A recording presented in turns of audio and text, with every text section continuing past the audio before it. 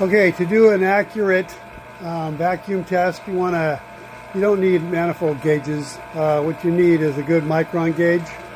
And so what you're going to do is let it get down to your target rate. So I have 1 horsepower, 12 CFM, 2-stage Evor pump.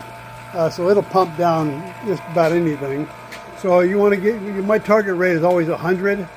And so you want to let it get to 100 and then let it go 5 or 6 minutes after that to really pump it down. Okay, once you're pumped down to 6-7 minutes after your whatever target rate you want to just turn off your valve. Again, I have a 5/16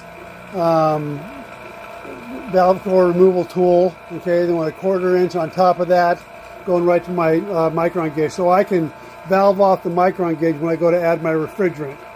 Okay, and so that's why I have the second valve core removal tool on there. I'll be able to valve it off so it doesn't wreck my micron gauge.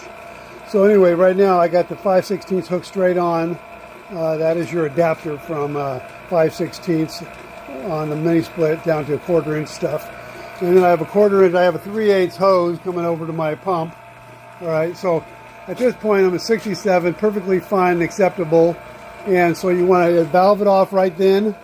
Okay, so when you valve it off, you're just gonna start balancing between the two. Okay, and so I'll turn off my pump because it doesn't do anything now. And it's isolated now by valving it off. Once you have a good valve core removal tool, like these Ipion tools, you valve it off and it's done. Those things they don't leak unless you got a problem with them, but normally they don't leak. Anyway, so I'm staying right now at 85. It'll go up some, which is totally acceptable. But if it goes up much more than that, you don't want more than 140 to go past. So I had 67.